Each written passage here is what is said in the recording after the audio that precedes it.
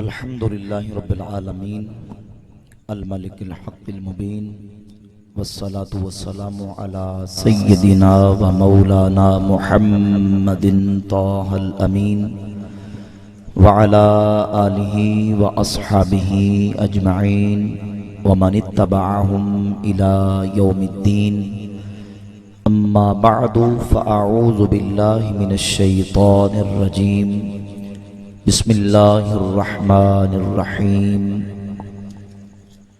انا ارسلناک شاہدا ومبشرا ونذیرا لتؤمنوا باللہ ورسولہ وتعزروہ وتوقروہ وتسبحوہ بکرة واصیلا صدق اللہ مولانا العظیم وصدق رسولہ النبی الکریم الامین الرؤوف الرحیم ان اللہ وملائکتہ یصلون علی النبی یا ایہا الذین آمنوا صلوا علیہ وسلموا تسلیما۔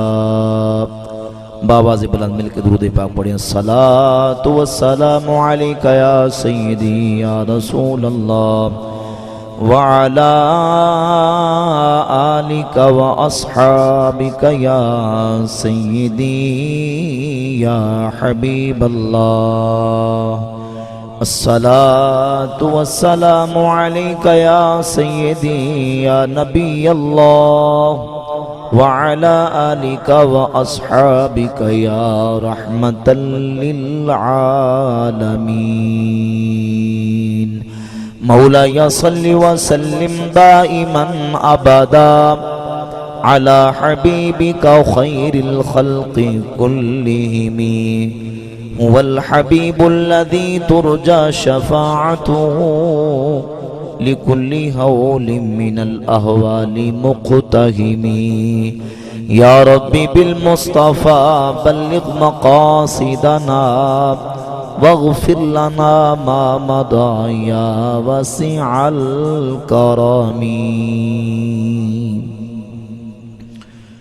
اللہ رب العالمین جل وعلا مجدہ الکریم احکم الحاکمین کی حمد و ثنا حضور نبی کریم رؤوف الرحیم تاجدار انبیاء حبیب کبریاء احمد مجتبیٰ جناب حضرت سیدنا محمد مصطفیٰ صلی اللہ تعالی علیہ وعلی آلہ واصحابہ وبارک وسلم کی بارگاہ اقدس میں درود و سلام کا نذرانہ پیش کرنے کے بعد معزز و محتشم سامعین و حاضرین برادران اسلام، آج کی یہ عظیم الشان محفل میلاد مصطفیٰ صلی اللہ علیہ وآلہ وسلم کے اندر میں اور آپ سب احباب حاضری کی سعادت حاصل کر رہے ہیں۔ سٹیج پر کثیر تعداد میں علماء تشریف فرما ہے، احباب اہل سنت، علماء کرام، عوام اہل سنت، آج کی اس عظیم الشان محفل پاک کے اندر ہم سب حاضری اور شرکت کی سعادت حاصل کر رہے ہیں۔ اللہ رب العزت جل وعلا مجدہ الکریم ہماری حاضری کو اپنی بارگاہ میں شرف قبولیت عطا فرمائے،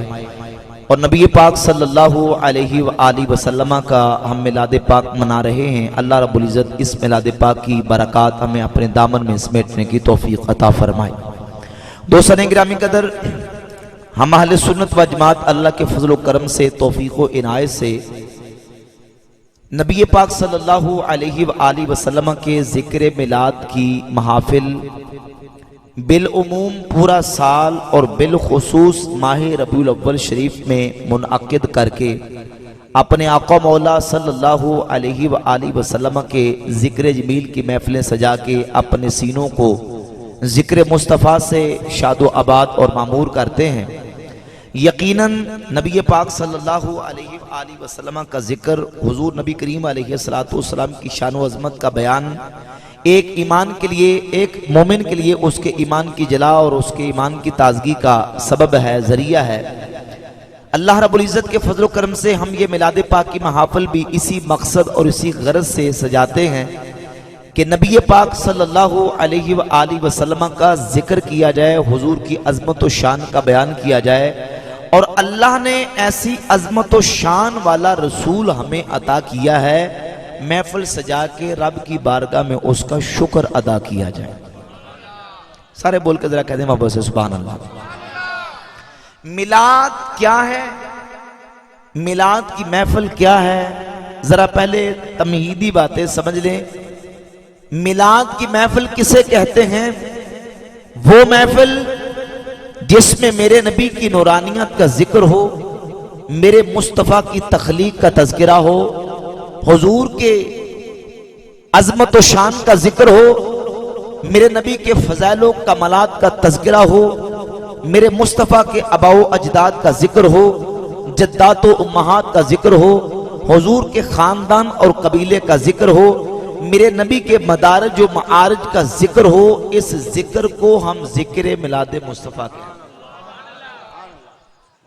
اور تسمیت الکل باسم الجز، جب سیرت مصطفیٰ کا ذکر ہوگا تو حضور کی ولادت باسعادت سے لے کر میرے نبی کے وصال اقدس تک حضور کی ساری سیرت جب ہم دیکھتے ہیں تو سیرت کا پہلا باب، پہلا عنوان باب و بیان میلاد نبی صلی اللہ علیہ وآلہ وسلم۔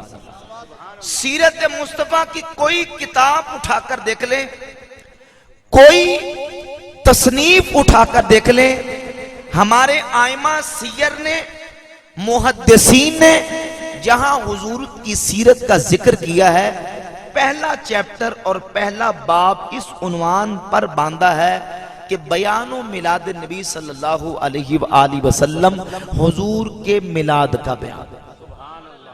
سون والے بھائی تھوڑا بات کرو ذرا، محبت سے کہیں سبحان اللہ۔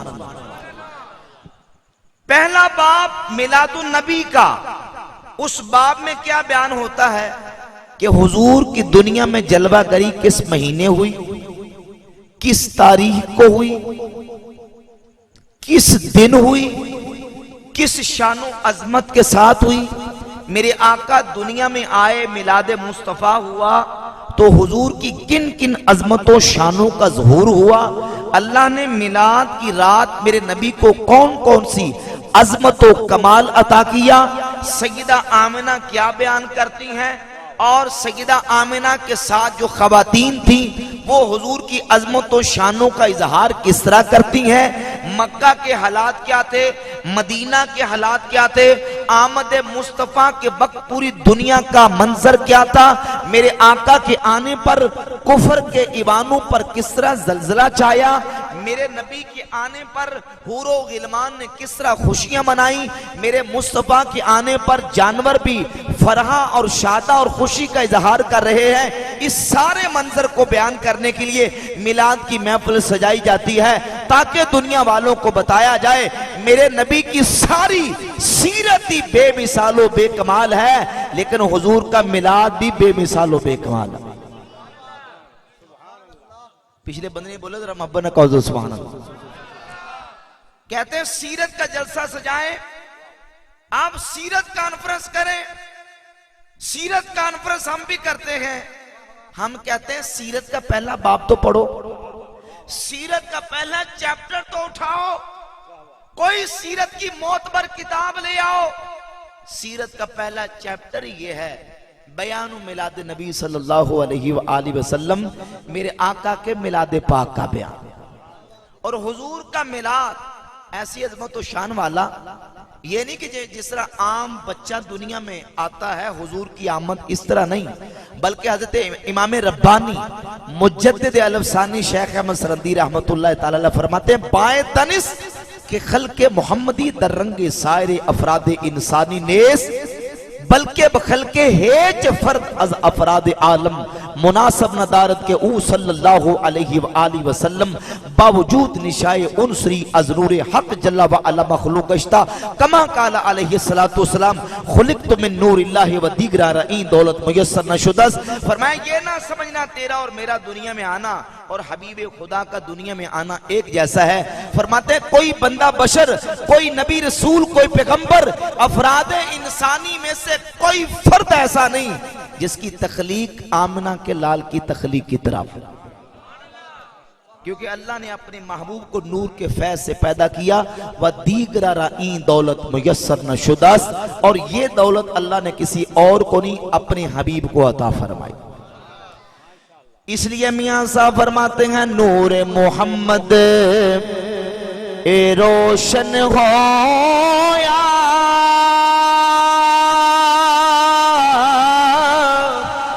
آدم جدونا آیا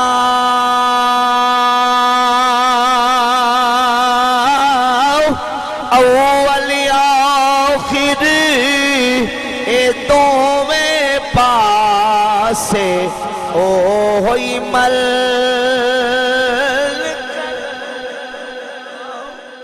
تے سب نوری او سے دے نورو اس دا نور حضوروں اس نو تخت عرش دا ملیا موسیٰ نو کو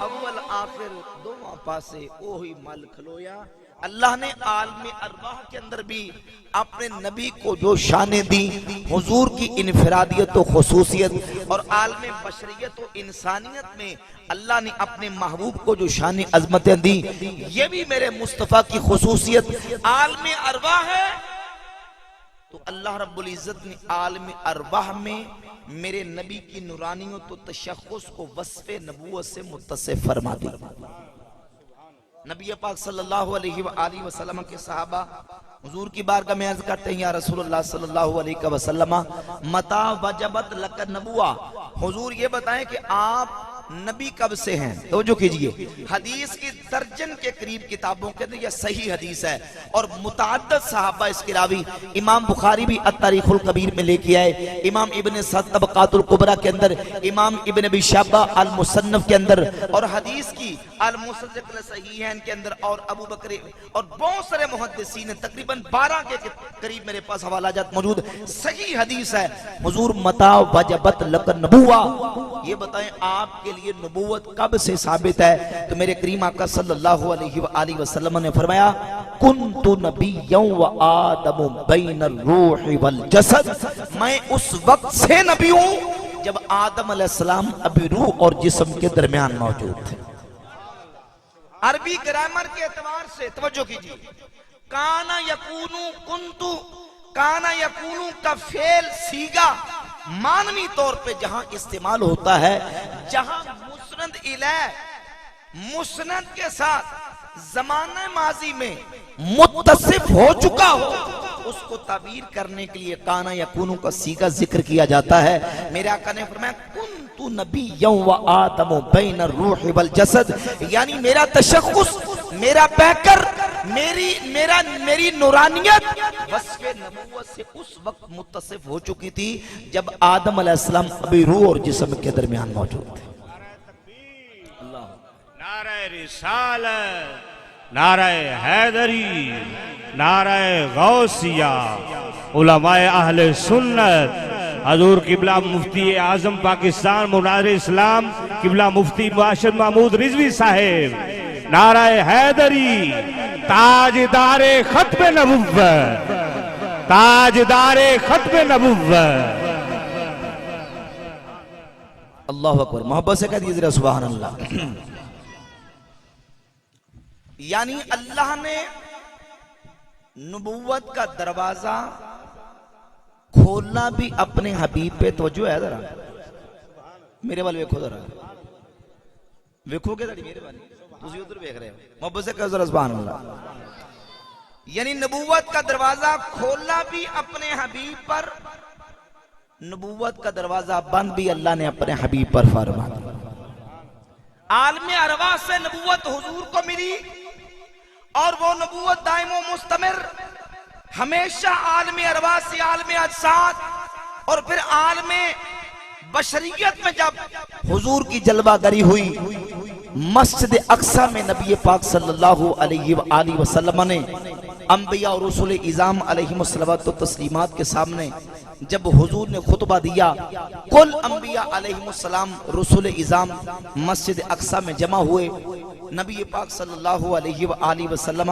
جب سارے نبی خطبہ دے کے مکمل ختم بیان کر دیا تو حضور کی باری آئی. امام بہقی نے دلائل النبوہ کی دوسری جلد کے اندر یہ خطبہ ذکر فرمایا. توجہ کیجئے, نبی پاک علیہ السلام کھڑے ہوئے اور اعلان فرمایا, یا معاشر الانبیاء کلکم اسنا علی ربی و انی مسنن علی ربی. تم سب نے اپنے رب کی ثنا بیان کی ہے, اب میں اپنے رب کی ثنا بیان کروں. اور میرے کریم آقا علیہ السلام نے خطبہ پڑھا, الحمدللہ الذی ارسلنی رحمتا للعالمین وکافۃ للناس بشیرا ونذیرا وانزل علی الفرقان فیہ تبیان کل شیء وجعل امتی امتا وسطا هم الاولون وهم الاخرون وشرح صدری ووضع عنی وزری ورفع لی ذکری وجعلنی فاتحا وخاتما. اے انبیاء رسول اعظام کے گروہ, اللہ نے مجھے تمام جہانوں کی طرف رحمت بنا کے بھیجا, اللہ نے مجھے ساری مخلوق کی طرف رسول بنا کے بھیجا, اللہ نے مجھے کتاب دی ہے تو وہ کتاب جس میں ہر شے کا بیان موجود ہے, اللہ نے مجھے امت دی ہے تو ساری امتوں سے افضل والا امت عطا کی, اللہ نے میرے سینے کو کھول دیا, میرے بوجھ ہلکے کر دیے, رب نے میرے لیے میرے ذکر کو بلند کر دیا. وَجَعَلَنِي فَاتِحًا وَخَاتِمًا, اللہ نے مجھے فاتح بھی بنا دیا, خاتم الانبیاء, فاتح بھی اور خاتم بھی. اور اعلیٰ حضرت عظیم البرکت مجدد دین و ملت الشاہ امام احمد رضا خان محدث بریلی بول اٹھیا فرماتے ہیں, فتح باب نبوت پہ بے حد درود, فتح باب نبوت پہ بے حد درود, فتح باب نبوت پہ بے حد درود, ختم دور رسالت پہ. حضور فاتح دیوان نبوت بھی ہیں اور خاتم دور رسالت. سارے نہیں بولتے, ذرا محبت نہ کہتے سبحان اللہ. جناب حضرت مولانا ممتاز قمر سیالوی صاحب, انہوں نے حکم دیا تھا کہ آپ نے عوامی جلسہ ہے, گاؤں کے لوگ ہیں, تو آپ نے ذرا تھوڑا سا ذوق کے ساتھ بیان کرنا ہے, تو میں نے وہ ذوق بھی ساتھ شامل کیا. ذرا آپ نے محبت سے پیار سے سننا, محبت سے کہیں سبحان اللہ ذرا. حضور فاتح دیوان نبوت بھی ہیں اور خاتم دور رسالت بھی ہیں. میرے آقا کریم صلی اللہ علیہ وآلہ وسلم نے جب خطبہ مکمل کیا, جناب ابراہیم علیہ السلام جد الانبیاء کھڑے ہوئے اور سارے نبیوں سے مخاطب ہوئے اور فرمایا, بہذا فاضل محمد صلی اللہ علیہ وآلہ وسلم, اے انبیاء و مرسلین, جو آج محمد مصطفیٰ نے اپنی عظمت شانیں خطبہ میں بیان کی ہیں, ان عظمت و شانوں کی وجہ سے یہ سارے رسول و نبیوں سے افضل قرار پائے. گویا کہ اعلیٰ حضرت کی زبانی سب کہتے ہوں گے, سب سے اولا او اعلیٰ ہمارا نبی. جن جو آؤندہ مل کے محبت نہ پڑھ لو, سب سے اولا او اعلیٰ ہمارا نبی, سب سے بالا او بالا ہمارا نبی. خلق سے اولیاء, اولیاء سے رسول اور رسولوں سے اعلیٰ ہمارا نبی. اور انبیاء سے کروں عرض کیوں مالکو, کیا نبی ہے تمہارا. لہذا فضلکم محمد صلی اللہ علیہ وآلہ وسلم، ان فضیلتوں کی وجہ سے محمد مصطفیٰ سارے رسولوں سے افضل قرار پائے۔ میلاد کیا ہے؟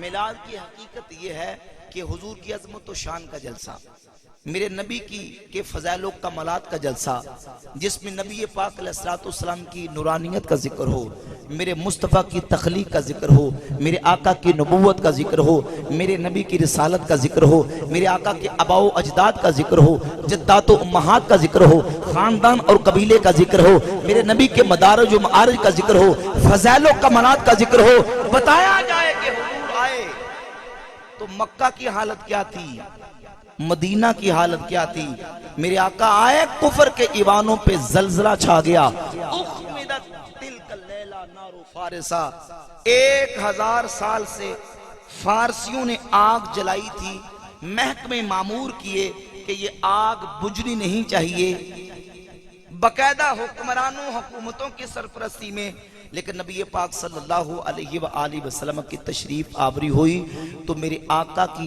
آمد پر فارس کی آگ بھی بجھ گئی، آگ بھی بجھ گئی۔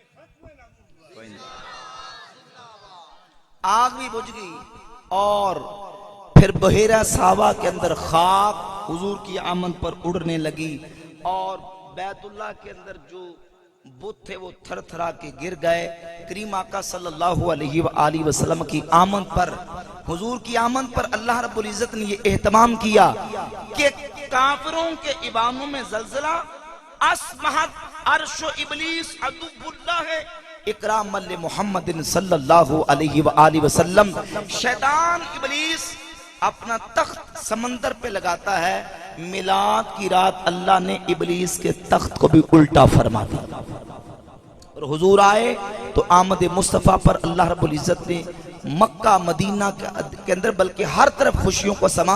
امام جلال الدین اسیوطی رحمت اللہ تعالی علیہ نے الخصائص الکبریٰ کے اندر ایک روایت ذکر فرمائی، فرماتے ہیں کہ نبی پاک علیہ السلام کی آمد ہوئی، اس سے پہلے ایک یہودیوں کا عالم مکہ کے اندر رہتا تھا اور یہاں سیٹل تھا کسی کاروبار کسی بزنس کے سلسلے میں، وہ یہاں موجود تھا۔ حضور کی آمد کی رات آئی تو صبح اٹھ کے اس نے سردارین قریش سے کہا، حل ولد فیکم اللیلۃ مولود، اے سرداران قریش یہ بتاؤ کہ آج یہ جو گزشتہ رات یہ گزری ہے، اس رات مکہ کے اندر کسی کے ہم بچہ پیدا ہوا؟ سرداران قریش نے پتہ کیا، معلوم ہوا کہ اللہ نے سیدہ آمنہ بنت وہب حضرت عبداللہ ابن عبد المطلب کو بیٹا عطا کیا ہے۔ کہنے لگا ذرا اس بچے کی مجھے زیارت کراؤ، کیونکہ یہود و نصارہ کے علماء جانتے تھے کہ آخری نبی کی دنیا میں آمد کا وقت قریب آ گیا، ان کی آمد کا زمانہ ایسا ہوگا، حالات دنیا کے ایسے ہوں گے اور وہ ایسے علاقے میں آئیں گے اور اس حالات میں دنیا میں تشریف لائیں گے۔ کہنے لگا ذرا اس بچے کی زیارت کرواؤ۔ جب سیدہ آمنہ کے دروازے پر اس یہودی کو لایا گیا، نبی پاک صلی اللہ علیہ وآلہ وسلم کی اس نے زیارت کی، حضور کی پشت پاک سے کپڑا ہٹایا اور حضور کی مہر نبوت کو دیکھا، فوقع اليہودی مغشیا علیہ، یہودی غش کھا کے زمین پر گر گیا، اور جب ہوش آئی تو کہنے لگا واللہ لقد ذہبت النبوۃ من بنی اسرائیل، واللہ خدا کی قسم جو نبوت بنو اسرائیل میں چلی آ رہی تھی اب وہ نبوت بنو اسرائیل سے چل گئی، اللہ نے نبوت بنو اسماعیل کو عطا فرما دی۔ اے سرداران قریش، یہ بچہ جو آج کی رات دنیا میں جلوہ گر ہوا ہے، یہ تمہاری سطوت کو بڑھا دے گا، تمہاری عزت و شان کو بڑھا دے گا۔ یہ بچہ اللہ کا آخری رسول بن کے دنیا میں تشریف لے آیا۔ اور ادھر مکہ کے اندر اور ادھر مدینہ کے اندر سیدنا حسان ابن ثابت حضور کے نعت گو نعت خواں صحابی فرماتے ہیں، میری اس وقت 7 یا 8 سال عمر تھی، میں نے دیکھا مدینہ کے اندر ایک یہودی حضور کے میلاد کی رات مدینہ کے ایک ٹیلے ایک ٹبے پہ چڑھ کے آواز دے رہا ہے، 7 آسمانوں کی طرف اشارہ کر رہا ہے اور اعلان کر رہا ہے، دیکھو آسمانوں پہ ہے یثرب کے یہودیوں، دیکھو ھذا کوكب احمد قد طلع لا يطلع الا بالنبوۃ ولم يبقى من الانبیاء لا يتلو الا بالنبوات ولم يبقى من الانبیاء الا احمد. وہ دیکھو آسمانوں پہ احمد کا ستارہ چمک اٹھا. یہ ستارہ عام موقعوں پہ طلوع نہیں ہوتا, یہ ستارہ عام موقعوں پہ نہیں چڑھتا. یہ ستارہ آسمانوں پہ تب طلوع ہوتا ہے جب دنیا میں اللہ کا نبی تشریف لے کے آتا ہے. نبوت کا سلسلہ بند ہونے کے قریب آ گیا, نبی آنے ختم ہو گیا, صرف ایک ہی نبی باقی ہے. فرمت کہنے لگا لم یبقى من النبوت الا احمد. نبوت ختم ہو گئی, صرف ایک ہی نبی باقی ہے جن کا نام نامی اس میں گرامی احمد ہوگا. وہ دیکھو آسمانوں پہ احمد کا ستارہ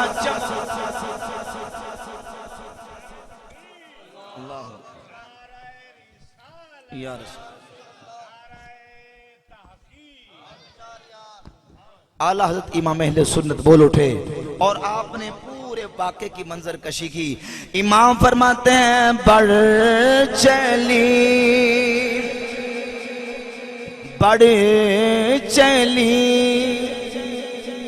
تیری ضیا آتش پہ, بڑھ چلی تیری ہوا ساوا میں خاک اڑنے لگی اور بڑھ چلی تیری ضیا آتش پہ پانی پھر گیا. بڑھ چلی تیری ضیا آتش پہ پانی پھر گیا اور تیری آمد تھی کہ بیت اللہ مجرے کو جھکا. آقا تیری ہیبت تھی کہ ہر بت تھر تھرا کے گر گیا.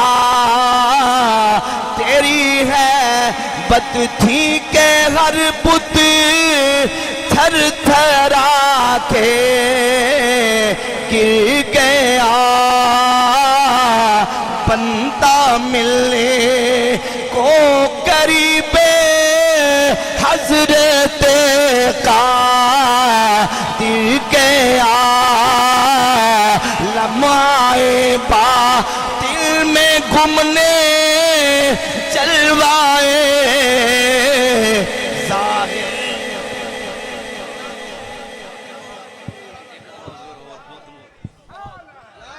سپیکر نہ لاؤ, چھوڑ دو سپیکر ہلتا ہے, احتیاط کر لو, سپیکر نہ لاؤ.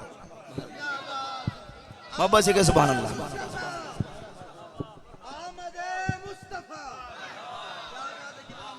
امام فرماتے ہیں بندہ ملنے, اس طرح زور زیادہ لگتا بھائی, بند کر دیں دے, میں اللہ دے بندے نہیں ہے, میں نہیں تسی خود کرنا ہے. تسی ویکھو میرا میں کتے کھلوتا ہے, کتے پڑھتا پہ سبحان اللہ کہتے محبتنا. امام فرماتے ہیں بندہ ملنے کو قریب حضرت قادر لمحہ باطل میں گھومنے چلوائے ظاہر گیا. اور تیری آمد تھی کہ بیت اللہ مجرے کو جھکا. تیری ہیبت تھی کہ ہر بت تھر تھرا کر.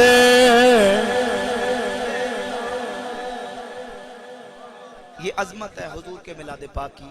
اس لیے مجدد صاحب فرماتے ہیں بائیں تنس کے خلق محمدی در رنگ سائر افراد انسانی نیس بلکہ بخلق ہیچ فرد از افراد عالم مناسب ندارد کے او صلی اللہ علیہ وآلہ وسلم باوجود نشائے انصری از نور حق جل وعلا مخلوق گشتہ کما قال علیہ السلام خلقت من نور اللہ و دیگر رائین دولت میسر نہ شدہ.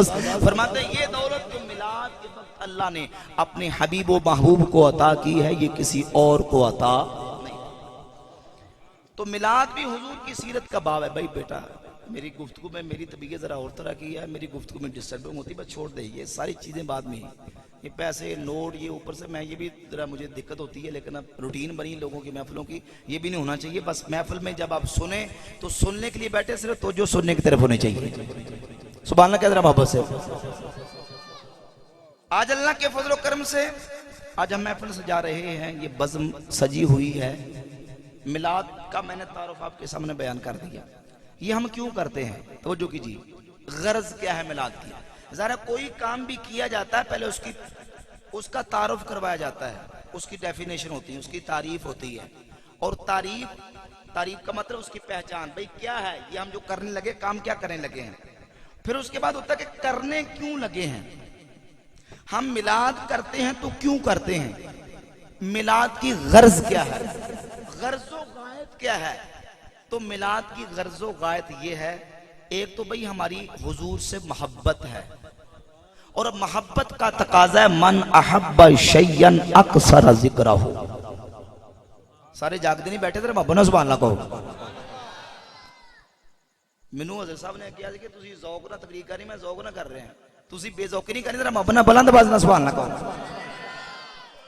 من احب شیئا اکثر ذکرہ, جو جس کے ساتھ محبت کرتا ہے وہ اس کا کثرت کے ساتھ, بولے کثرت کے ساتھ.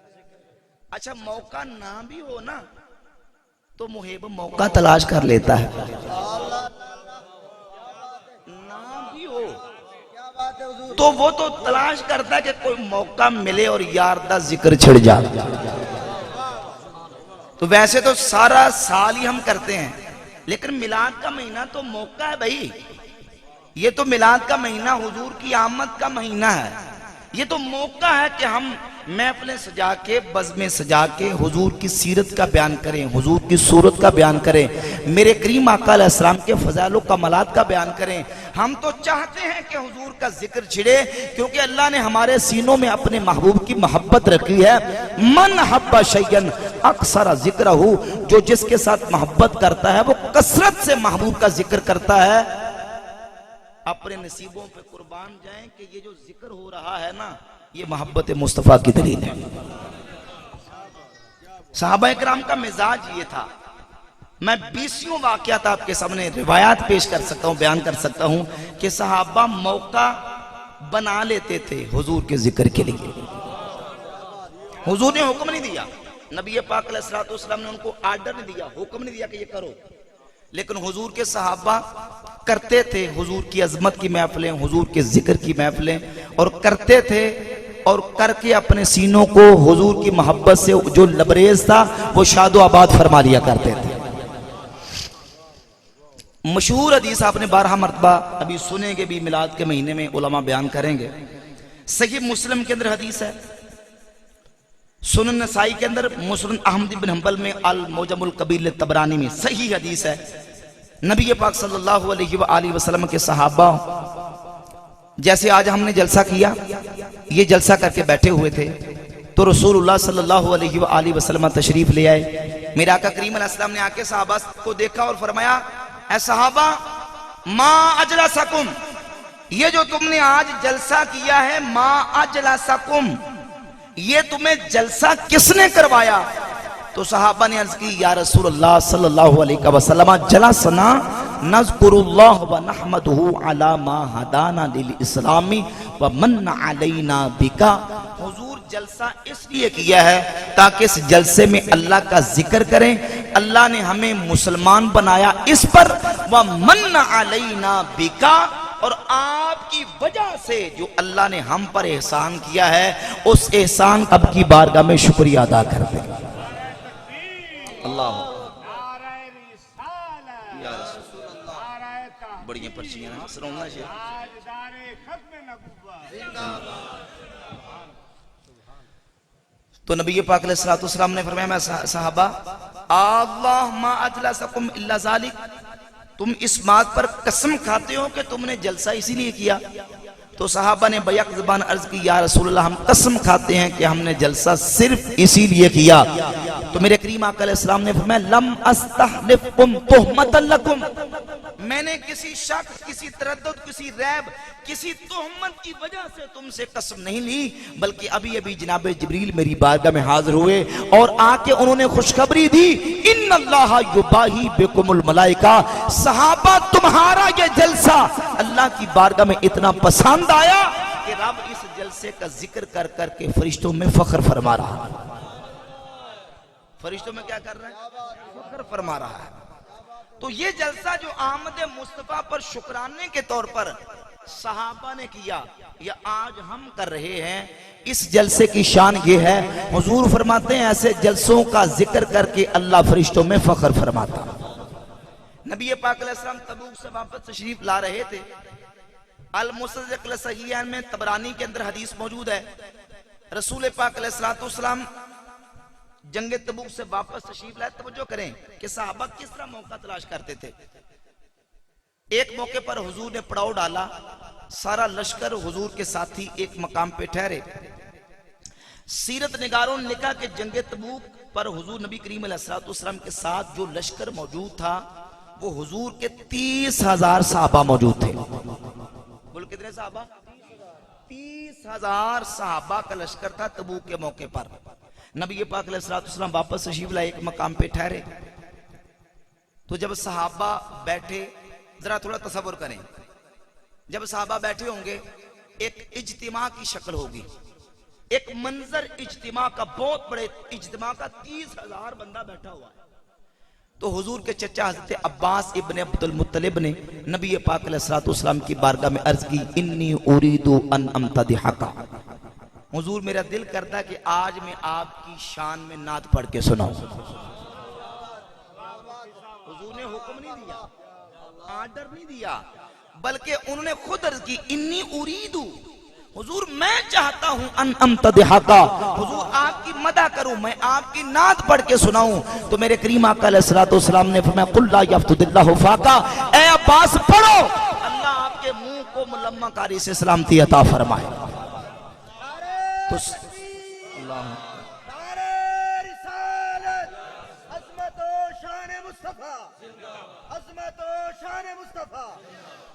تو نبی پاک علیہ السلام کے چچا حضرت عباس حضور کی بارگاہ میں نعت مصطفیٰ کا نذرانہ پیش کرتے ہیں. توجہ کیجئے، امام الانبیاء صلی اللہ علیہ وآلہ وسلم جلوہ گر. اس محفل کے اندر ابو بکر صدیق موجود، عمر فاروق موجود، حضرت عثمان غنی موجود. مولا علی کو حضور مدینہ میں چھوڑ گئے تھے. اللہ اکبر کبیرہ، 30,000 صحابہ کا مجمع، محفل زیر صدارت امام الانبیاء انعقاد پذیر، اور نعت پڑھنے والے میرے کریم آقا علیہ السلام کے چچا حضرت عباس حضور کی نعت بھی پڑھتے ہیں، میرے مصطفیٰ کا میلاد بھی بیان کرتے ہیں. من قبلها طبت فی الظلال وفی مستودع حیث یخصف الورق ثم هبت البلاد لا بشر انت ولا مدغت ولا علق بل تنقل من صالب الى رحم اذا مدى عالم بدا طبق انت وردت نارا لخلیل مستترا فی صلبه انت کیف یحترق انت لما ولدت اشرقت الارض بنورک الافق. یا رسول اللہ، جس وقت آدم علیہ السلام اپنے جسم پر جنت میں پتے چپکا رہے تھے، آپ کا نور پاک جنت کے سایوں میں سیر کر رہا تھا. جب طوفان نوح کے اندر جناب نوح اپنی کشتی میں جلوہ گر تھے، ان کی پشت کے اندر میرے نبی کا نور جلوہ گر تھا.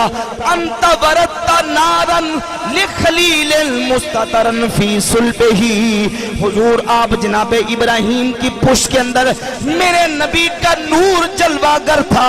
جب نارے نمرود میں ابراہیم علیہ السلام کو ڈالا گیا، اور جس ابراہیم کی پشت میں میرے نبی کا نور جلوہ گر ہو، کیفا یحترق، اس ابراہیم کیسے جلا سکتا؟ انت لما ولدتا، یہ میلاد کا شعر ہے، انت لما ولدتا اشرقت الارض وضاءت بنورک الافق، حضور جب آپ کا میلاد ہوا، سارے سبحان اللہ کہہ دو محبت نال، انت لما ولدتا، انت لما ولدتا، حضور جب آپ کی ولادت ہوئی، جب آپ کا میلاد ہوا، اشرقت الارض وضاءت بنورک الافق، آپ کے میلاد پر ساری زمین روشن ہوگی اور سارا آسمان نور علی نور ہوگی۔ سارے نہیں بولے ذرا، پھر ہم کیوں نہ کہیں نور محمد چمکے غائب اندھیرا ہو گیا، سارے مل کے پڑھ لو، نور محمد چمکے غائب اندھیرا ہو گیا، مدینے والا آیا گیا، تھا تھا سویرا ہو گیا۔ بس اتنے میرا خالی اختتام کر دیئے، جنہاں تسی بیان دا ٹائم دیتا سی وہ ٹائم پورا ہو گیا ہے، انشاءاللہ سوالہ دا جواب نہیں اتنے بھی ٹائم لگنا کافی، ٹھیک ہے جی۔ اللہ رب العزت ہمیں نبی پاک علیہ السلام کا اسی طرح ذکر خیر اور حضور کا میلاد منانے کی توفیق عطا فرمائے۔ یہ کچھ سوالات مجھے لے کے دیے ہیں، ان کے جوابات انشاءاللہ میں عرض کروں گا جو مجھے آتے ہوں گے۔ اللہ کے فضل و کرم سے ہماری محافل مجالس کا جو نا وہ سمجھے ماحول بھی یہ ہے، میں جہاں جاتا ہوں پروگرام کے سلسلے میں، ہم کوئی خشک نہیں ہیں، بے ذوقے نہیں ہیں، ذوق والے اللہ کے فضل و کرم سے، ہمارے اکابرین، ہمارے اسلاف، ہم اپنی پوری محبت کے ساتھ حضور کا ذکر کرتے ہیں، اور ذکر مصطفیٰ کے بیان کرنے کا انداز بھی ظاہر ہے کہ وہ جس طرح حضور کی نعت پڑھنی ہے، حضور کی شان بیان کرنی ہے، اسی طرح کا انداز ہو تو زیادہ مناسب ہوتا ہے۔ تو چونکہ محفلیں ہوتی رہتی ہیں، محافل پروگرام منعقد ہوتے رہتے ہیں، لیکن یہ ہے کہ ہماری محفلیں، ہمارے پروگرامز جو ہیں وہ ہدایت سے بھرپور ہونے چاہیے۔ کوئی آئے تو خالی جھولیاں لے کے نہ جائے، محبت مصطفیٰ سے بھی اپنے دامن کو لبریز کر کے جائے، اور ساتھ دین کا علم بھی سیکھے جائے۔ بھائی ٹھیک ہے نا، یہ ایسے ہی ہے نا، یہ نہ ہو کہ ہمارے نوجوان آئیں تو بس وہ اس وقت مطمئن تو ہو جائیں، دل خوش تو ہو جائے، لیکن باہر جائیں یا کسی اور جگہ پہ، کسی اور پلیٹ فارم پہ تو کوئی ان کو بہکائے، گمراہ کرے، ایسا نہیں ہونا چاہیے۔ ہم نے اپنے نوجوانوں کے عقیدے اور ان کے نظریات کو پختہ بھی کرنا ہے، اس کی اصلاح بھی کرنی ہے انشاءاللہ تعالی۔ وہ بھی سلسلہ عام طور پہ میری جو محفلیں ہوتی ہیں وہ بیان کے بعد سوال و جواب کی نشست بھی ہوتی ہے، جہاں تقریباً جہاں جاتا ہوں وہ سوالات بھی ہوتے ہیں۔ کچھ نوجوان آج کل سوشل میڈیا کا دور ہے، یونیورسٹیوں میں، کالجوں میں پڑھنے والے نوجوان اس طرح کے سوشل میڈیا سے چیزیں دیکھتے ہیں، اور دیکھ دیکھ کے ایسے ان کے افکار، ان کے نظریات میں چینجنگ آتی ہے، خرابی آ جاتی ہے، اور ان کو ڈی ٹریک کیا جاتا ہے، گمراہ کرنے کی کوشش کی جاتی ہے۔ تو یہ چیزیں میں ان کی اصلاح ضروری ہے۔ جیل میں ہو جاتی، اصل میں یہ کہتے ہیں اٹ پٹو تے فتنہ ہے، یہ صرف جیل میں نہیں، آج کل فتنے اتنے ہیں، یقین جانے کہ جہاں بیٹھتے ہیں کوئی نہ کوئی میسج آتا ہے جی اس کا جواب دیں، اس کا جواب دیں، اس کا جواب دیں۔ تو پھر یہ ہے کہ اب اتنے فتنے ہیں تو کس کس کا جواب دیں؟ تو اس کا ایک حل یہ ہے کہ اپنے نوجوانوں کا یہ ذہن بنا دیا جائے کہ کسی بد عقیدہ، بد مذہب کی بات، بولے بد عقیدہ، بد مذہب کی بات نہیں سنی۔ اور یہ ہمیں قرآن و سنت کی تعلیمات ہیں، یہ نہیں کہ ہم کو ڈرتے ہیں، میری بات غور سے سنیں نوجوان، یہ نہیں کہ ہم یہ کہتے ہیں کہ ہمارے پاس اس کا جواب نہیں ہے، یا ہمارے عقیدے پر کسی نے اعتراض کیا تو اس کا جواب کسی بھی عالم کے پاس نہیں ہے۔ اللہ کے فضل و کرم سے اہل سنت کے علماء اسلام اللہ کی رحمت سے اسلام و سنیت پر ہونے والے ہر اعتراض کا جواب رکھتے ہیں، لیکن وہ جواب آپ تک بھی پہنچے تو پھر ہی ہے نا، جو اصل پتہ کی بات ہے۔ بھائی جواب تو ہر چیز کا ہے، لیکن جو آپ نے سن کے اپنے دماغ کے اندر ایک بدعقیدگی اور اشکالات و سوالات کا کیچڑ اور گندگی اور دلدل جمع کر لی ہے، اس سے نکالنا کس نے آپ کو؟ ان سوالوں کے جواب آپ تک پہنچیں گے تو تب ہے نا، اگر نہیں پہنچے گے تو نتیجہ کیا نکلے گا؟ نتیجہ گمراہی اور بے دینی ہوگا۔ یہ نہیں کہ سوالوں کو جواب نہیں، تو اس کا آسان حال یہ ہے جو ہمیں دین بتاتا ہے، لا تقعد بعد الذکر مع القوم الظالمین، اللہ تعالیٰ فرماتا ہے یاد آنے کے بعد ظالموں کے پاس مت بیٹھ۔ اور مفسرین نے لکھا داخل فیہ الکافر والفاسق والمبتدع والقعود مع کلہم ممتنع، اس ظالم کے اندر کافر بھی، فاسق بھی، بدعتی بھی، گمراہ بھی، ہر قسم کے لوگ شامل ہیں، اور ایسے لوگوں کی صحبت میں بیٹھنا جائز نہیں۔ نبی پاک صلی اللہ علیہ وآلہ وسلم نے ایک فتنے کا ذکر کیا، رسول اللہ صلی اللہ علیہ وآلہ وسلم نے سب سے بڑا فتنہ، وہ فتنہ دجال کو قرار دیا، اور نبی پاک علیہ السلام نے فرمایا، سنن ابی داؤد کی حدیث ہے کہ جب دجال کا فتنہ ظاہر ہو، من سمع بالدجال فلینہ عنہ، جو تم میں سے دجال کے فتنے کا سنے کہ دجال کا فتنہ ہو چکا ہے، ظاہر ہو چکا ہے، تو اس سے دور بھاگے۔ اس ذات کی قسم جس کے دستے قدرت میں میری جان ہے، ایک شخص وہ ہوگا ہوا یحسب انہ مؤمن، وہ یہ گمان کرے گا وہ تو مومن ہے، چلیں جا کے سنے گا، وہ کہے گا میں تو مومن ہوں، مجھے کیا ہونے لگا ہے، اور وہ دجال کے پاس جائے گا اور دجال کے شبہات سن سن کے اس کے فتنے کا شکار ہو جائے گا۔ اب دیکھیں دجال کے کافر ہونے میں کوئی شک تو نہیں ہے نا، لیکن وہ بندہ رسول اللہ فرماتے ہیں علیہ السلام کہ جو اپنے آپ کو مومن سمجھتا ہوگا، وہ دجال کے پاس جائے گا اور دجال کے فتنے کا شکار ہو جائے گا۔ اس کے فتنہ ہی ایسا بڑا فتنہ ہوگا کہ اس کے فتنے سے بچنا ہر بندے کے بس کی بات نہیں۔ نبی پاک صلی اللہ علیہ وآلہ وسلم کی ایک حدیث ہے صحیح مسلم کے اندر حدیث نمبر 16، فرمایا تم ایسے لوگ آئیں گے یأتونکم من الاحادیث، جو تمہارے سامنے احادیث بیان کریں گے، بما لم تسمعوا انتم ولا آباؤکم، کہ جو حدیثیں تم نے اور تمہارے اباء و اجداد نے سنی تک نہیں ہوں گی۔ ایاکم و ایاہم لا یدلونکم ولا یفتنونکم، تم ان سے بچو، ان سے دور رہو، کہیں وہ تمہیں گمراہ نہ کر دیں، کہیں وہ تمہیں فتنے میں مبتلا نہ کر دیں۔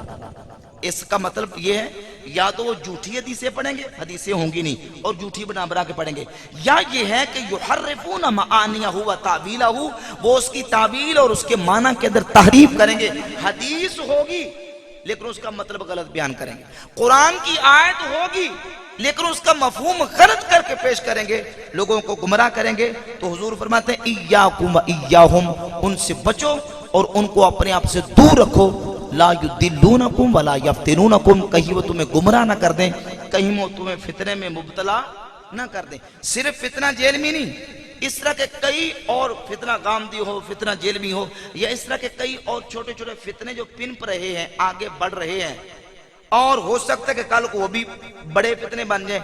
اور اس کے علاوہ پھر ایک ایتھیس کا فتنہ، قادیانیوں کا فتنہ، لبرلز کا فتنہ، دہریوں کے، اور حتیٰ کہ جتنے اسلام مخالف جو ادیان باطلہ ہیں وہ سارے اپنی شر انگیزیوں میں لگے ہوئے ہیں، اور وہ ہر صورت چاہتے ہیں کہ مسلمانوں کو ان کے عقیدوں سے ہٹایا جائے اور ان کو اسلام سے ہٹا کر کفر کی طرف لے جایا جائے، وہ اپنی سر توڑ کوششیں کر رہے ہیں۔ اگر نوجوان کا ذہن یہی ہو کہ میں نے سب کی سننی ہے، سب کے سوال سنو، سب کی بات سنو، تو مرضی اپنی کرو، تو بتائیں مرضی اپنی بات میں ہو جائے گی؟ بولو نہیں یار، نہیں ہوگی نا، مرضی اپنی نہیں ہو سکتی۔ اس لیے پنجابی میں کہتے ہیں 100 ہاتھ رسا تے سرے تے گن۔ آخری بات یہ ہے کہ کسی بد عقیدہ بد مذہب کی بات نہیں سننی۔ اس پرفتن دور میں اپنا ایمان عقیدہ بچانا ہے تو بد عقیدہ بد مذہب کی بات سے پرہیز کرنا ہے، اور اپنے جو مستند معتبر سنی علماء ہیں ان کی گفتگو کو سنیں اور اپنے ایمان عقیدے کی حفاظت کریں۔ بھئی بچوں خاموشی کے ساتھ بیٹھو، ہاتھ چھوڑ دو، سیدھے بیٹھو، کوئی شرارت نہیں، کوئی دائیں بائیں حرکت نہیں کرنی، سکون سے بیٹھو۔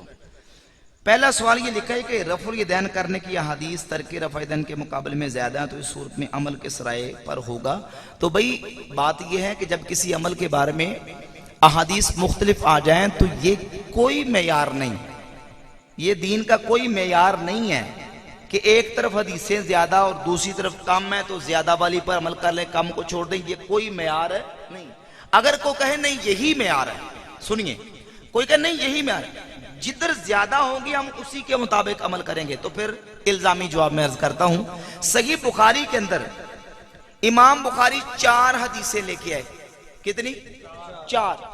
حدیث کا نمبر سنیں 224 225 226 اور 2471 2471 چار مقامات پہ امام بخاری حدیث سے 2 صحابہ سے 4 حدیثیں لے کے آئے اور پہلے باب کا عنوان قائم کیا ہے باب البول قائمن و قائدن، کھڑے ہو کے اور بیٹھ کے پیشاب کرنے کا بیان، اور چاروں حدیثیں اس موضوع پر لے کے آئے کہ نبی صلی اللہ علیہ وآلہ وسلم نے کھڑے ہو کے پیشاب فرمایا۔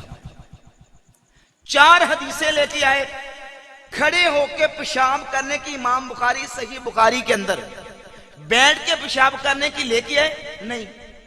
امام مسلم بھی کھڑے ہو کے پیشاب کرنے کی حدیثیں لے کے آئے، بیٹھ کے پیشاب کرنے کی حدیث لائے نہیں۔ نہ امام بخاری لائے نہ امام مسلم لائے، تو پھر کیا بیٹھ کے پیشاب کرنے کی حدیث ہی کوئی نہیں ہے؟ بھئی کہاں ہے؟ وہ جامع ترمذی کے اندر حدیث نمبر 12 صفحہ نمبر 8 اور باب کا عنوان یہ ہے کہ کھڑے ہو کے پیشاب کرنے کی ممانعت کا بیان، کہ کھڑے ہو کے پیشاب کرنا منع ہے۔ اور سیدہ ام المومنین عائشہ صدیقہ رضی اللہ تعالیٰ عنہ سے حدیث لے کے آئے، سیدہ عائشہ فرماتی من حدثکم ان نبی صلی اللہ علیہ وآلہ وسلم کانا یبول قائما فلا تصدقوہ، تمہیں اگر کوئی شخص یہ کہے کہ حضور کھڑے ہو کے پیشاب فرماتے تھے فلا تصدقوہ، اس کی تصدیق نہ کرو۔ ما کانا یبول الا قاعدا، حضور تو بیٹھ کر ہی پیشاب فرمایا کرتے تھے۔ ایک حدیث، کتنی حدیث ہے؟ صرف ایک حدیث امام ترمذی حدیث نمبر 12 سیدہ عائشہ صدیقہ سے لے کے آئے، امام بخاری 4 حدیث سے کھڑے ہو کے پیشاب کرنے کی، اور امام ترمذی صرف ایک حدیث بیٹھ کے پیشاب کرنے کی۔ تو کیا خیال ہے کھڑے ہو کے پیشاب کرنے کے لوگوں کو حکم دیں گے؟ حدیثیں زیادہ ادھر ہیں، بھائی سمجھ آ رہی ہے نا؟ جبکہ سب جانتے ہیں کہ سنت طریقہ یہی ہے کہ جب بھی پیشاب کرنا تو بیٹھ کے پیشاب کرنا سنت کے مطابق۔ وہ جو 4 حدیثیں زیادہ ہیں تو اس کا بھی جواب ہے۔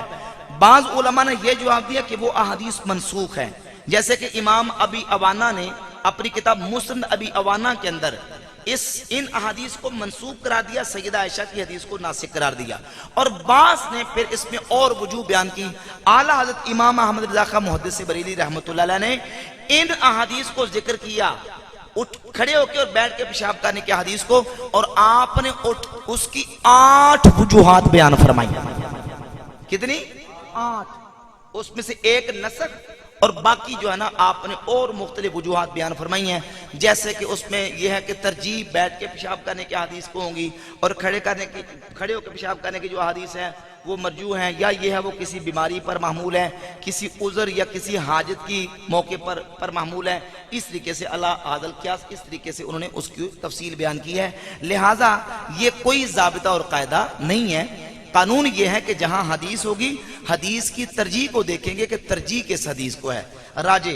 تو امام اعظم ابو حنیفہ رحمۃ اللہ تعالی علیہ نے جو ترک رفع الیدین کی حدیث ہے، جن میں سے سیدنا عبداللہ ابن مسعود کی حدیث ہے، سیدنا برا ابن عازب رضی اللہ عنہ کی حدیث ہے، اور سیدنا مولا علی کا عمل ہے، حضرت فاروق اعظم کا عمل ہے، سیدنا عبداللہ ابن مسعود کا عمل ہے، اور دیگر جو روایت عبداللہ ابن عباس سے ہے، ان احادیث کی بنیاد پہ ترک رفع یعنی رفع الیدین نماز میں نہ کرنے کو ترجیح اور اس کو سنت قرار دیا، کیونکہ سیدنا عبداللہ ابن مسعود رضی اللہ تعالیٰ عنہ حضور کے وہ صحابی ہیں جو خلفائے راشدین کے بعد سب سے بڑے عالم صحابی ہیں۔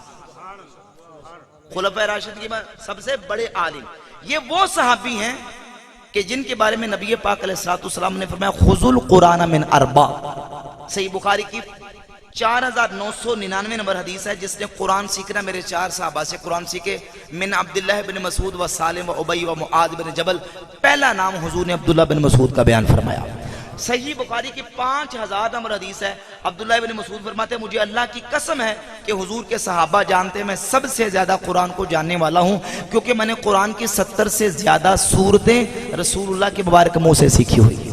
صحیح بخاری کی 3762 نمبر حدیث ہے، حضرت حذیفہ بن یمان صحابی سے تابعی نے پوچھا کہ حضور یہ بتائیں کہ حضور کے صحابہ میں سے وہ صحابی جس کا طور طریقہ نبی پاک علیہ الصلوۃ والسلام کے طور طریقے کے سب سے زیادہ قریب ہو، اس کا پتہ بتائیں تاکہ ہم ان سے دین کا علم حاصل کریں۔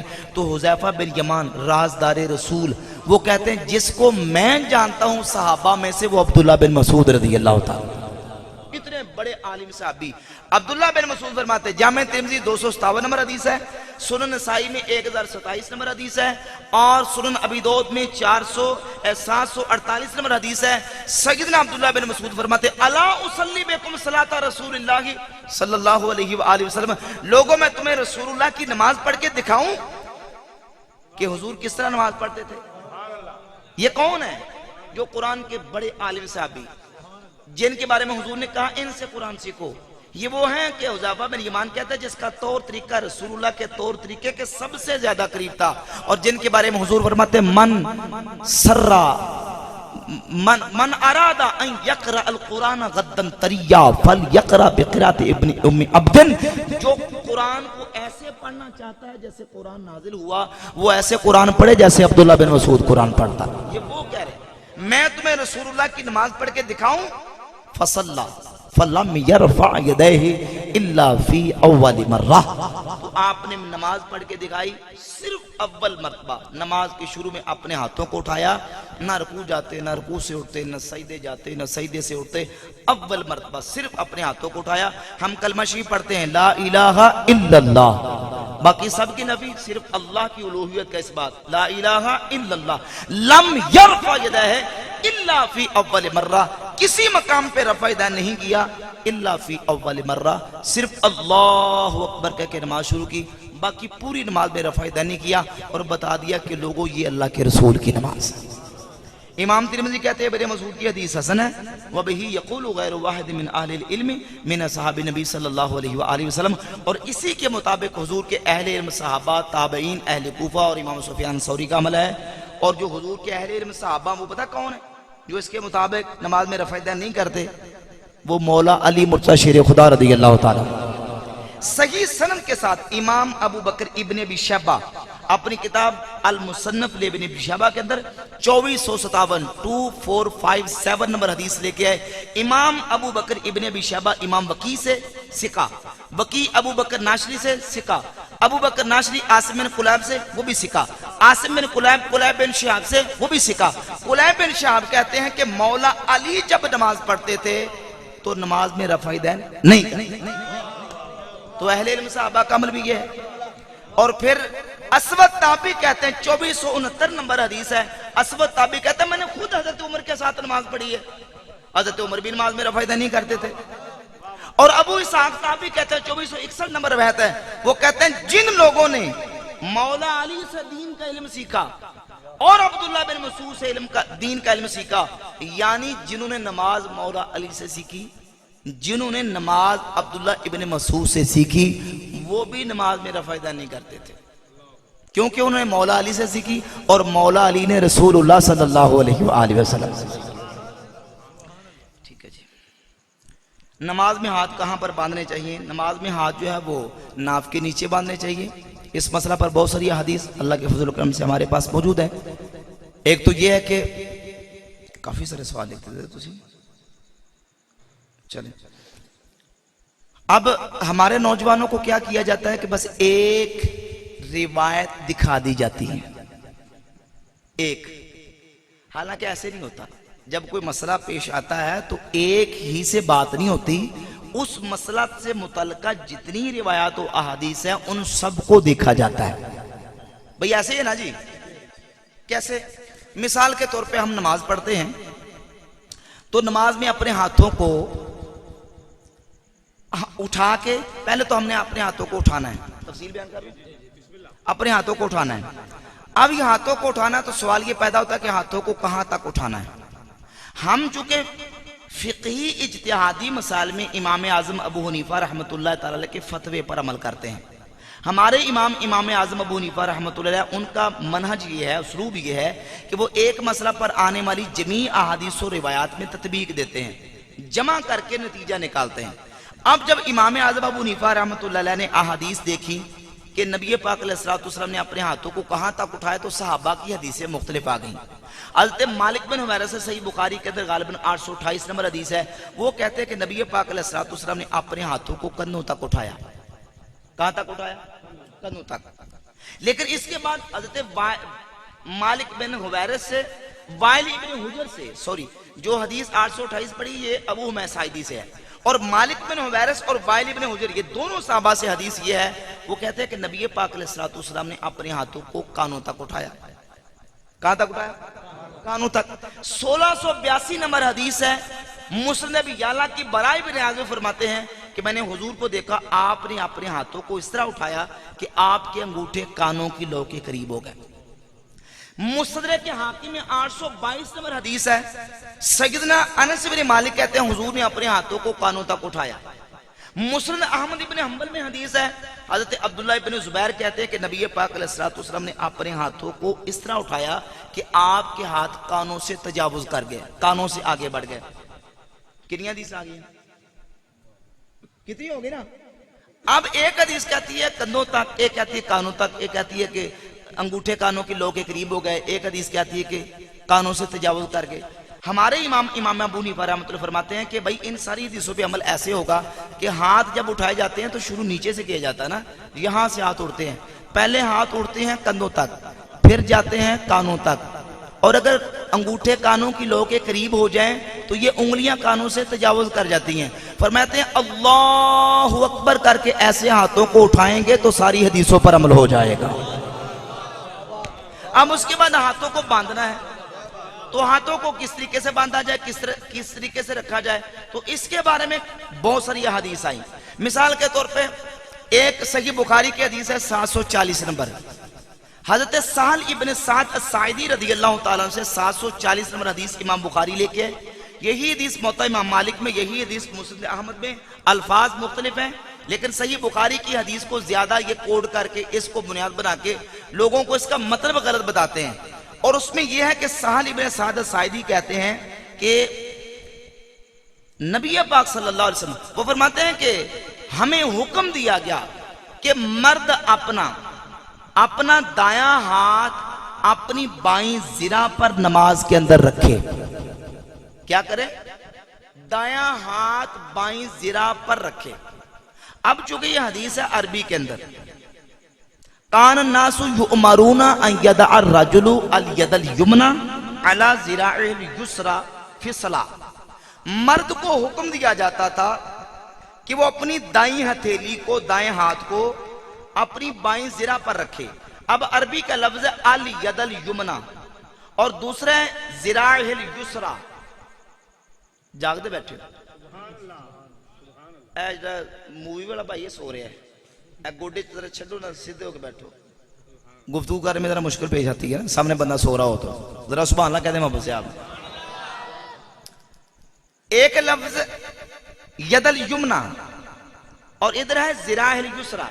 اب ید کس کو کہتے ہیں؟ توجہ کیجیے، عربی کا لفظ ہے ید، کہتے ہیں عربی کہتے ہیں من اطراف الاصابع الی الرسغ، انگلیوں کے سروں سے لے کر یہ جو جوڑ ہے نا ہمارا، گوٹ جس کو کہتے ہیں، اردو میں یہ گٹا ہے. اردو میں کیا کہتے ہیں؟ بولو نا، تسی کسی اور نو گٹا کہتے ہو؟ نہیں، اس کو اردو میں گٹا کہتے ہیں. یہ بھی آپ کو بتا دو، اب مغالطہ ہوتا ہے. یہ جس کو ہم گٹا کہتے ہیں اس کو اردو میں ٹکنا کہتے ہیں. یہ اردو میں کیا ہوتا ہے؟ ٹکنا. اور اردو میں گٹا اس کو کہتے ہیں. ہمارے ہاں گوٹ کہہ دیتے ہیں، یہ جوڑ ہے.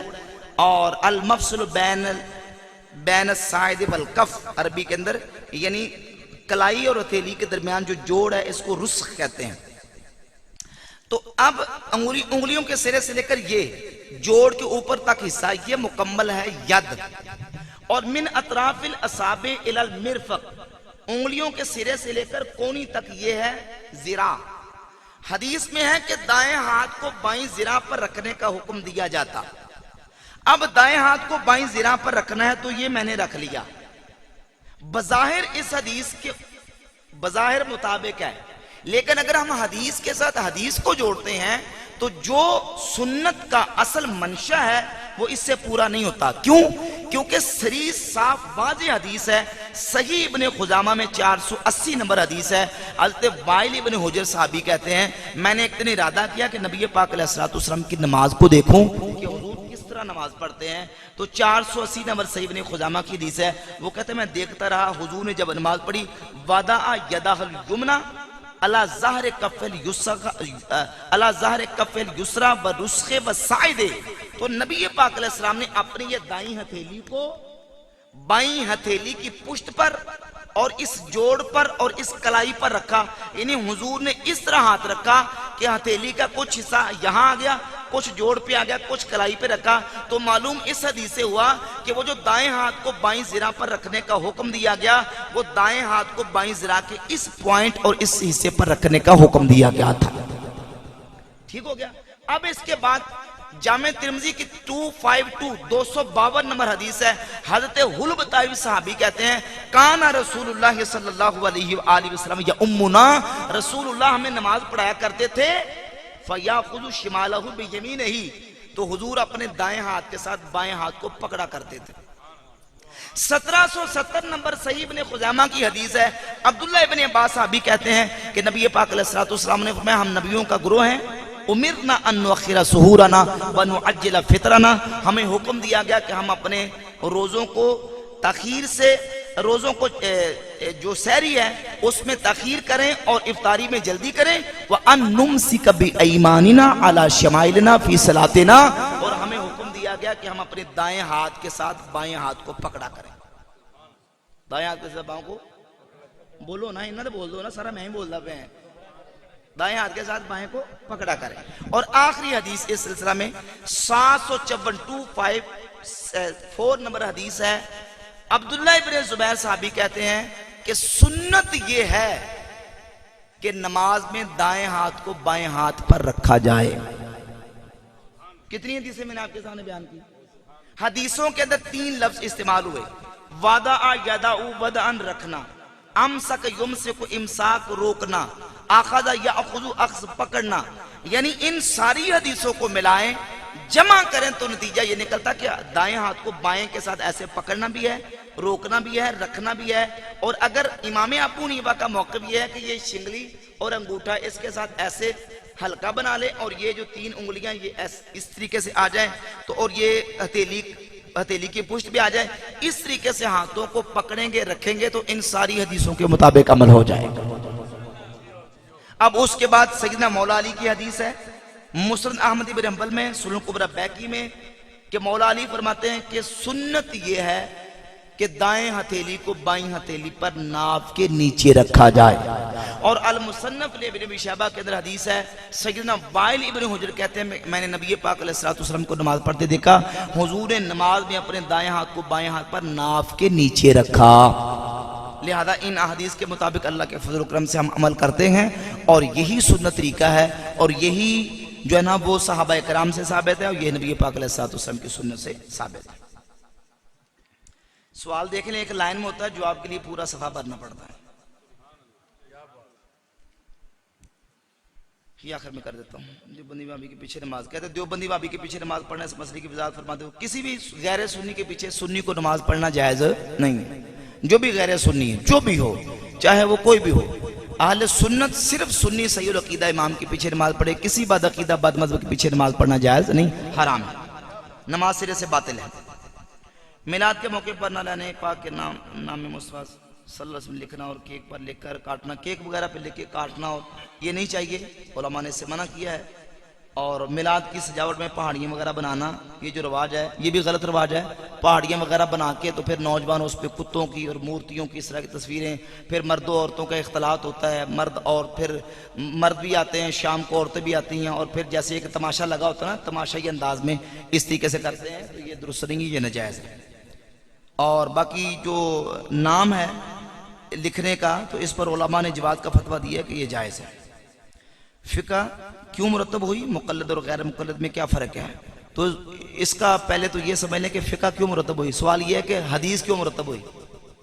نبی پاک صلی اللہ علیہ وسلم کے مبارک دور میں حدیث کی کتابیں لکھی گئیں، آج جتنی حدیث کی کتابیں ہمارے پاس موجود ہیں، صحیح بخاری، مسلم، ترمذی، ابو داؤد، ابن ماجہ، نسائی، یہ حضور کے صحابہ نے لکھی ہیں؟ نہیں، تو بعد میں لکھی گئی ہیں۔ بعد میں لکھی گئی ہیں تو اگر حدیث کی کتابیں بعد میں لکھی جائیں تو حدیث کی حجیت پہ کوئی فرق نہیں پڑتا، تو فقہ کی کتابیں بھی اگر بعد میں مرتب و مدون کی گئی ہیں تو ان کی حجیت پہ کوئی فرق نہیں پڑتا۔ ظاہر ہے کہ جب تک ائمہ دین خود بنفس نفیس حیات موجود تھے تو انہوں نے لوگوں کے سامنے بالمشافہ فزیکلی سب کے سامنے مسائل بیان کیے، اور پھر بعد میں ظاہر ہے کہ دنیا سے انہوں نے جانا بھی تھا، انہوں نے شاگردوں کو، اپنے تلامذہ کو انہوں نے باقاعدہ فقہ کے مسائل لکھوائے اور جو نو پیش آمدہ مسائل بھی تھے اپنے منہج اور اپنے اسلوب کے مطابق قرآن و سنت سے جو مجتہدین فی شرع تھے انہوں نے مسائل کو مدون کروایا اور ان کی فقہ پوری دنیا میں اسٹیبلش ہوئی. امت مسلمہ نے ان کی فقہ کو فالو کیا اور امت کا اجماع اور اتفاق ہو گیا کہ چاروں ائمہ امام اعظم ابو حنیفہ، امام مالک، امام شافعی، امام احمد بن حنبل رحمۃ اللہ تعالی علیہم اجمعین، ان چاروں کی فقہ میں سے جس بھی فقہ کو فالو کریں گے وہ اہل سنت کے عقیدے پر ہیں، بشرطے کہ اس کا عقیدہ صحیح ہو. تو اس لیے ان چاروں میں سے کسی نہ کسی ایک کی فقہ کو فالو کرنا ضروری ہے. ٹھیک ہوگا. یہ آخری سوال ہے کہ حضور غوث پاک رضی اللہ تعالیٰ عنہ رفع دین کرتے تھے، ہم کیوں نہیں کرتے؟ بھئی بات یہ کہ حضور غوث پاک سرکار رضی اللہ تعالیٰ عنہ فقہی مسائل میں امام احمد ابن حنبل کے مقلد تھے اور ان کے فتوے پر عمل کرتے تھے. ان کی کتاب ہی اٹھا کر دیکھ لیں، اپنی کتاب کے اندر جگہ جگہ پہ انہوں نے لکھا ہے قال امامنا احمد بن حنبل روی عن امامنا احمد بن حنبل اماتنا علی مذہبہ وحشرنا فی زمرتہ. اللہ ہمیں انہی کے مذہب پر موت دے اور انہی کے گروہ میں قیامت کے دن ہمارا حشر فرمائے. حضرت غوث پاک سرکار رضی اللہ تعالیٰ عنہ فقہی مسائل میں امام احمد بن حنبل کے مقلد تھے. غیر مقلد وہابیوں کے ساتھ ہمارا جو بیسک بنیادی اختلاف ہے وہ فروعی مسائل نہیں، اصل میں ان کے ساتھ مسئلہ تقلید کا بیسک اختلاف ہے کہ وہ تقلید مجتہد کو شرک فی رسالت قرار دے کے مسلمانوں کو گمراہ اور مشرک قرار دیتے ہیں، جبکہ حضور غوث پاک کے سرکار کے ساتھ غوث پاک سرکار کے ساتھ ان کا کوئی تعلق کیوں؟ کیونکہ غوث پاک سرکار تو مقلد تھے امام احمد بن حنبل کے. امام ذہبی نے سیر اعلام نبلا کے اندر لکھا اور بہت سارے علماء نے اس بات کو لکھا. خود غوث پاک سرکار نے اپنی کتاب کے اندر جگہ جگہ پہ جہاں فتوے ذکر کیے ہیں وہاں اپنے مذہب کے حوالے سے امام احمد بن حنبل کے مذہب پر فتویٰ دیا ہے اور انہی کے مذہب کو اور ان کے فتوے کو فالو کیا ہے. اور صفحہ نمبر 116 پہ خود باقاعدہ طور پہ اس بات کو واضح لکھا اور کہا کہ جب مسئلہ اجتہادی ہو ساغا فیہ الاجتہاد کشرب عام نبیز مقلد ابی حنیفہ رحمہ اللہ وتزوج امرت بلا ولی کما عرف من مذہبہ. فرماتے ہیں کہ جیسے کہ کوئی نبیذ تمر پیتا ہے یا عورت ولی کی اجازت کے بغیر نکاح کرتی ہے امام ابو حنیفہ کے مذہب پر، تو فرماتے ہیں کہ کسی حنبلی کو اور کسی شافعی کو اس بات کی اجازت نہیں کہ وہ امام ابو حنیفہ کے مقلد کے اوپر انکار کرے یا اعتراض کرے، کیونکہ وہ اپنے امام کے مذہب پر عمل کر رہا ہے اور جو جس امام کے مذہب پر عمل کرتا ہے اجتہادی اور فقہی مسائل میں وہ اس کو رخصت اور اجازت ہے، وہ اس کے مطابق عمل کر سکتا ہے. دیکھیے کالج میں سکول میں اسٹوڈنٹس جاتے ہیں پڑھنے کے لیے، ایک میتھ کا ٹیچر ہے، ایک سائنس کا ٹیچر ہے، ایک انگلش کا ٹیچر ہے. میں آسان سی مثال عوام الناس کے ذہن کے مطابق عرض کرتا ہوں. تو اب دیکھیے کہ اسٹوڈنٹ نے ایک سبجیکٹ سائنس کے ٹیچر سے سائنس پڑھی، انگلش کے ٹیچر سے انگلش پڑھی اور میتھ کے ٹیچر سے میتھ پڑھا. جب اسے میتھ کا مسئلہ پیش آئے گا وہ انگلش والے ٹیچر کے پاس جائے گا یا میتھ والے کے پاس جائے گا؟ اور جب میتھ والا مسئلہ پیش آئے گا تو انگلش والے کے پاس جائے گا یا میتھ والے کے پاس آئے گا؟ بولے بھائی میتھ والے کے پاس آئے گا. تو اب دین کے علوم متنوع ہیں، مختلف ہیں. علم تفسیر ہے، علم فقہ ہے، علم حدیث ہے، علم تصوف ہے، یہ ہمارے دین کے سبجیکٹس ہیں. جب ہم فقہ کی بات کرتے ہیں تو ہم نے فقہ کے سبجیکٹ کے اندر اپنا ٹیچر، اپنا استاد امام ابو حنیفہ کو چوز کیا، اور تصوف کے سبجیکٹ کے اندر ہمارے غوث پاک سرکار استاد ہے. جب تصوف کا مسئلہ ہوگا تو غوث پاک سرکار سے پوچھیں گے، اور جب فقہ کا مسئلہ ہوگا تو ہم امام اعظم ابو حنیفہ رحمۃ اللہ علیہ سے پوچھیں گے. خود غوث پاک سرکار رضی اللہ تعالیٰ عنہ نے اس بات کی اجازت دی اور خود کہا کہ جو جس امام کا پیروکار اور مقلد ہے وہ اپنے امام کے مطابق عمل کرے گا. غیر مقلدین کے ساتھ جو ہمارا اختلاف ہے وہ مسئلہ تقلید کا ہے، وہ تقلید کو شرک کہتے ہیں اور مقلدین کو گمراہ قرار دیتے ہیں. اور غوث پاک سرکار غیر مقلد نہیں تھے بلکہ وہ فقہی اور اجتہادی مسائل میں امام احمد بن حنبل کے پیروکار تھے اور ان کے فتوے پر عمل کرتے